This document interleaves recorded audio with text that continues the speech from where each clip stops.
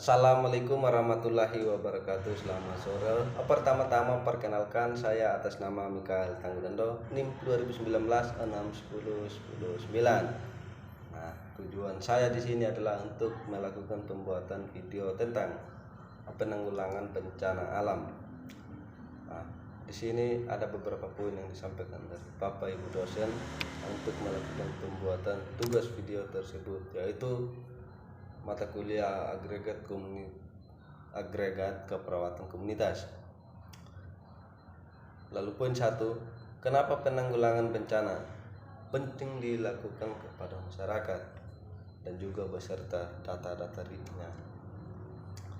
Lalu kemudian Indonesia ini merupakan daerah yang begitu rawan dalam berisiko tinggi terhadap bencana.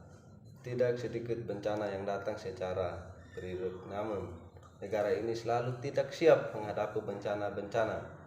Bencana adalah rangkaian peristiwa yang mengancam dan mengganggu kehidupan disebabkan baik oleh faktor alam maupun faktor non-alam ataupun faktor manusia itu sendiri, sehingga mengakibatkan timbulnya korban jiwa manusia dan dampak psikologis. Lalu berdasarkan data dari BPBD Kabupaten Ende sejak tahun 2017, kejadian bencana sebanyak 86 kasus dengan 45% terjadi bencana banjir. Sedangkan pada tahun 2018 terjadi 73 kasus bencana yang terdiri dari bencana banjir, angin topan, dan tanah longsor, dan 40% merupakan bencana banjir. Perawat sebagai lini terdepan pada pelayanan kesehatan mempunyai tanggung jawab dan peran yang besar dalam penanganan korban bencana alam. Lalu saat ini kebutuhan tenaga perawat untuk menangani korban bencana di masyarakat merupakan kebutuhan terbesar, yaitu 33% dari seluruh tenaga kesehatan yang terlibat. Perawat merupakan tonggak pertama yang akan dicari oleh masyarakat yang terkena musibah bencana. Fenomena inilah yang membuat penulis tertarik untuk mengetahui apa yang harus dikerjakan dan bagaimana perawat alam menghadapi bencana itu sendiri. Lalu poin 2, bagaimana teknis metode penelitian yang dilakukan.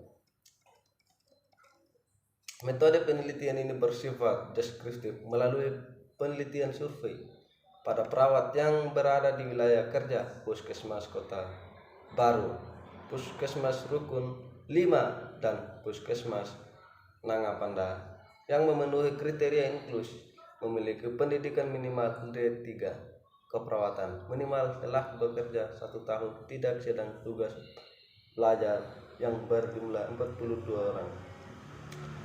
Alat ukur yang digunakan adalah kuesioner. Struktur dengan penilaian menggunakan skala Likert dan dikategorikan menjadi baik, cukup, dan kurang. Lalu kemudian poin nomor 3, hasil penelitian menunjukkan bahwa menggunakan hasil metode apa. Lalu kemudian hasil penelitian ini menunjukkan karakteristik responden sebagai berikut. Lalu di sini ada beberapa kategori, yaitu kategori umur 25 sampai 30 tahun, lalu frekuensi 16 dan 38%. Lalu kemudian 31 tahun, 30 sampai 35 tahun, lalu frekuensi 15 dan 36%. Lalu kemudian 36 sampai 40 tahun, lalu frekuensi 11 dan juga persennya 26. Lalu poin 2, jenis kelamin yaitu laki-laki 32 frekuensi dan 76%. Lalu perempuan 10 frekuensi dan 24%.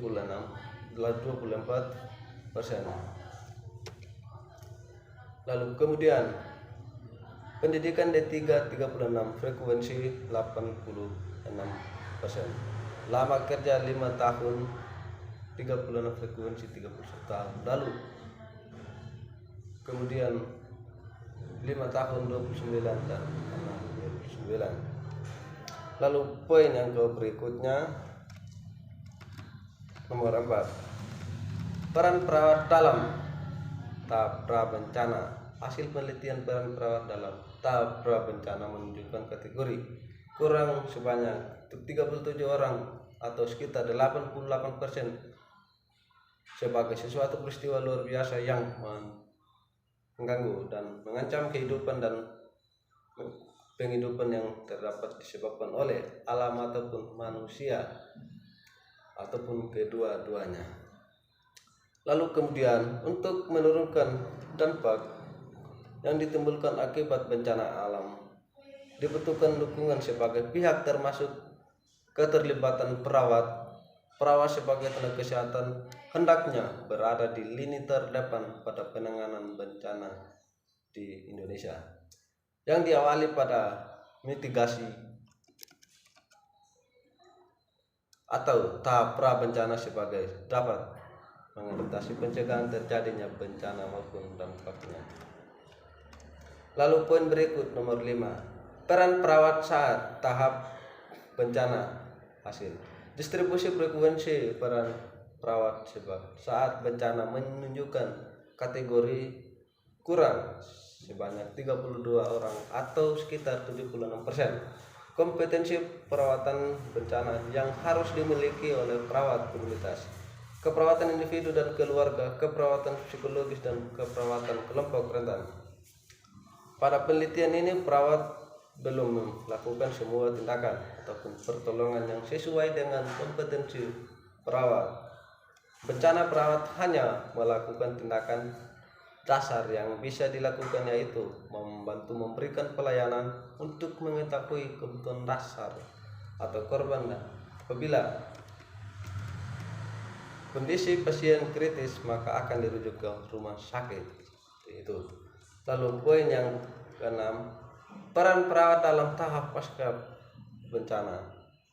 Hasil penelitian peran perawat pada tahap pasca sarjana menunjukkan kategori kurang, lalu sebanyak 36 orang atau sekitar 86%. Salah satu faktor pasca bencana yang harus menjadi perhatian adalah dampak psikologis para korban bencana.